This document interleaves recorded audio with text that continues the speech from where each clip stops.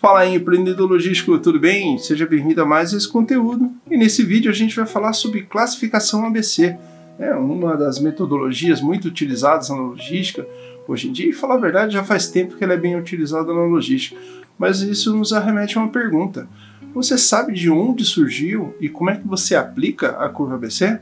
Beleza, se essa é a sua dúvida, se esse também é seu questionamento, se você veio aqui buscar mais conhecimento sobre esse ponto, cara, você veio no lugar certo, beleza?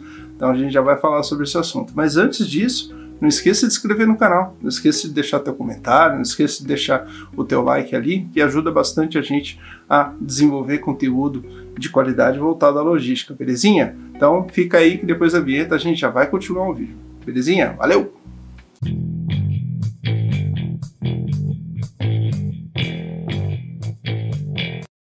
Fala aí, empreendedor logístico, tudo bem? Seja bem-vindo mais uma vez por aqui. Você está no EDL, meu nome é Carlos, mas pode me chamar de Carlão, e você está no Empreendedores Dinâmicos Logísticos, beleza?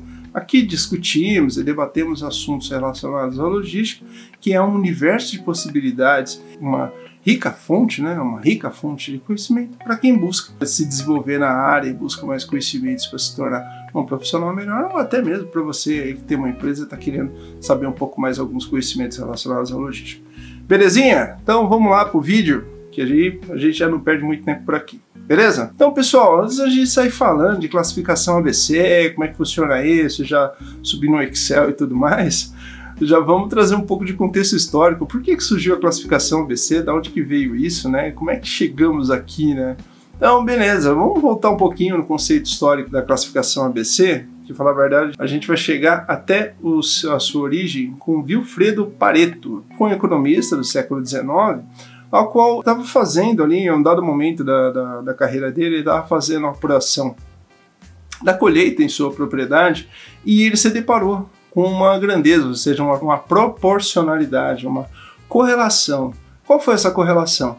Ele identificou dentro da lavoura dele que somente 20% dos pés de vagens, né, eram responsáveis por mais de 80% da produção. Isso para ele trouxe um certo espanto, ou seja, poxa, mas como é que isso é possível? Ele, fazendo as análises ali, identificou essa correlação e ele decidiu aplicar essa mesma correlação em outra grandeza, que foi a concentração de renda na Itália da época. E o que ele identificou? A mesma correlação, ou seja, 20% da população era responsável por concentrar 80% das riquezas da época. E as riquezas ali, a gente podia falar muito de terras, casas, enfim, residências que tinham na época. Então ele também trouxe essa correlação. Tanto que isso foi importante para ele que posteriormente, em 1896, ele fez uma publicação na Universidade de Lausanne, na França, ao qual ele publicou esse estudo, trazendo essa proporcionalidade de concentração de riqueza, né? Muito tempo depois, um dos papas da qualidade, chamado Giuseppe Juran, encontrou esse artigo, aproximadamente ali em 1941, e começou a utilizar ele no desenvolvimento de teorias da qualidade, no desenvolvimento de metodologias da qualidade, ao qual ele começou a aplicar, por exemplo, na identificação de defeitos, por exemplo.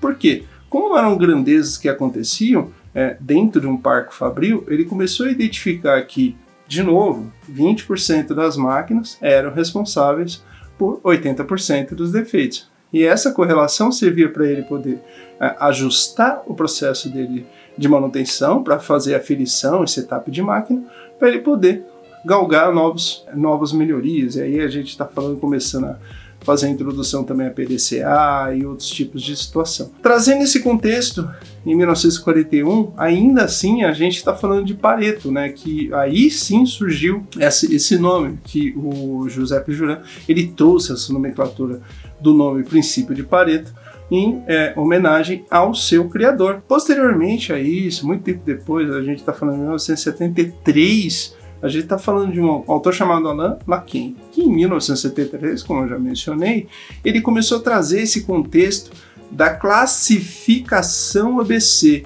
ao qual ele trouxe ali os itens de curva A, que eram os mais importantes, os itens de curva B eram os próximos dos mais importantes, e os itens de curva C, que aí já não eram tão importantes assim. Isso também a gente faz referência no livro do Ballew, né? O Ballew ali, no livro Logística Integrada, ele também faz uma correlação muito importante, só que agora ele traz percentuais, ao qual ele fala que 75% da grandeza do estoque é responsável por 5% dos itens.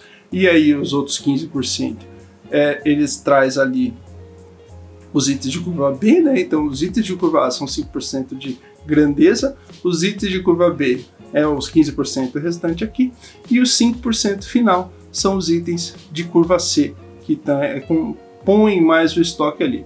Mas de novo, a gente está falando em grandezas de valor, ou grandezas de peso, ou grandezas de valor de venda, ou de custo, mas todos estão relacionados a esse tipo de grandeza, beleza? Então isso é importante a gente já começar a trazer esse ponto, desde lá do Pareto, que ele já veio falando de valor, aí veio o Juran falando de concentração ali de defeitos, mas são valores ali também que ele consegue levantar.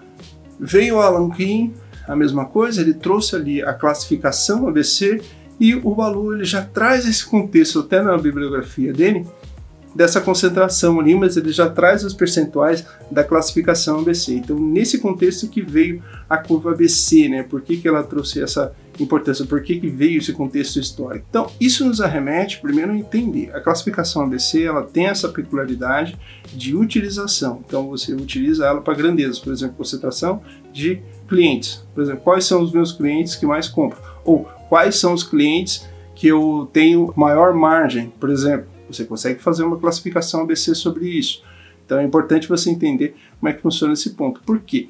Os benefícios que a curva ABC traz em relação ao negócio, você consegue classificar e atacar os nichos mais importantes. Por exemplo, você identifica os 5% mais importantes que correspondem a 80% de todo o seu faturamento. Você vai atacar aqueles itens ali, fazendo mais promoção de venda, enfim, trazendo esse cliente para dentro do teu negócio. E a mesma coisa acontece para o estoque. Itens que têm maior concentração de venda ou têm maior concentração de movimentação de venda, eles têm essa tendência de ser identificados dessa forma, e você pode fazer análises ali em relação a desvio de inventários, por exemplo, desvio de faturamento, desvio de custo. Por exemplo, como é que você faz uma classificação ABC de custo? Então você consegue fazer isso em relação ao uso da curva ABC dentro do teu estoque. Claro que aí você pode pegar ali o Excel para fazer, enfim, tem várias formas de fazer isso. Mas a forma como, por exemplo, um analista de inventário utiliza essa informação é importante para ele poder trazer essa informação para dentro do negócio e começar a gerar valor, ou seja, agregar valor em cima dos dados que ele levanta. Claro que aí a gente já está remetendo aos desafios. Os desafios para quem tem que fazer uma curva ABC, primeiro, tem uma base de dados confiável, tem informações confiáveis. Então é necessário que a base de dados seja confiável. Para quê? Para você poder fazer e elencar as informações, ou seja, elencar as suas grandezas de acordo com a realidade do estoque, para você não trazer informação equivocada, beleza? Isso é um dos pontos que trazem desafio em relação a fazer a classificação ABC dentro do negócio. É a utilização de dados corretos, de dados que realmente façam sentido. Outro ponto que arremete também à utilização dos dados é a frequência. É necessário manter uma frequência de utilização da curva ABC. Por quê? É uma manutenção constante. Se você está fazendo curva ABC em relação a custo de estoque, é uma manutenção constante. Você constantemente tem que fazer, qual é a frequência? Vai depender muito do negócio, depender muito da rotatividade em relação à tua área, mas via de regra, pelo menos um mês ali você tem que fazer um levantamento e entendimento da curva ABC para ver como é que ela está se comportando. Ponto interessante aqui, e isso entra em desafios.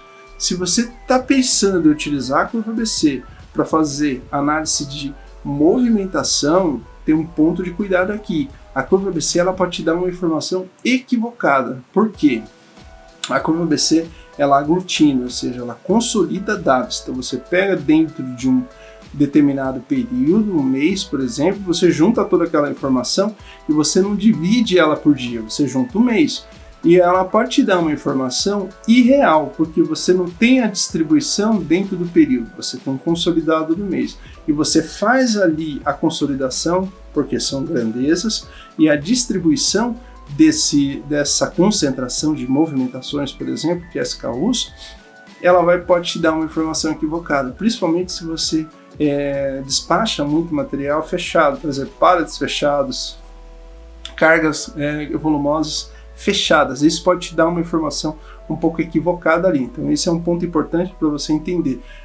O uso da curva ABC. Nesse caso, para movimentação, é mais indicado a utilização da PQR. Se você vai fazer uma análise de posições, disposição de estoque, é mais interessante você fazer uma análise PQR do que você fazer uma análise utilizando a curva ABC. Belezinha? Esses são um dos pontos de atenção em relação à utilização dessa metodologia, que é extremamente importante em relação à logística e falando muito aqui em gestão de estoque. De fato que é inegável falar, é irremediável falar que a classificação ABC é extremamente importante na logística e nas empresas de um modo geral. Quem lida com estoque hoje em dia, aí falando aqui na nossa parte de logística, tem que saber curva ABC de core salteado.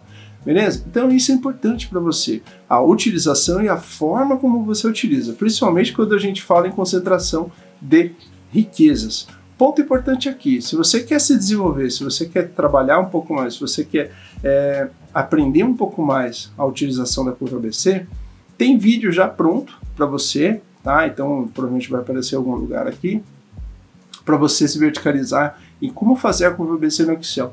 É extremamente simples, é um vídeo ali, acho que mais ou menos 20 minutinhos, você vai sair do outro lado com um conhecimento bem simples para desenvolver a curva ABC no teu negócio aí, você já começar a agregar valor com informação consistente ali para você. Belezinha? De novo, fica aqui o nosso agradecimento aí por você ter participado desse vídeo, você está aqui com a gente. Mais uma vez, convidamos você para curtir nosso canal, deixar o teu comentário aqui, deixar o teu like, que faz muita diferença em relação ao que a gente vem desenvolvendo, belezinha? Então, é isso. Valeu, forte abraço, tudo de bom. Até o próximo vídeo. Tchau, tchau. Não esquece de se inscrever, hein? Beleza? Combinado aí. Valeu, tchau, tchau, abraço.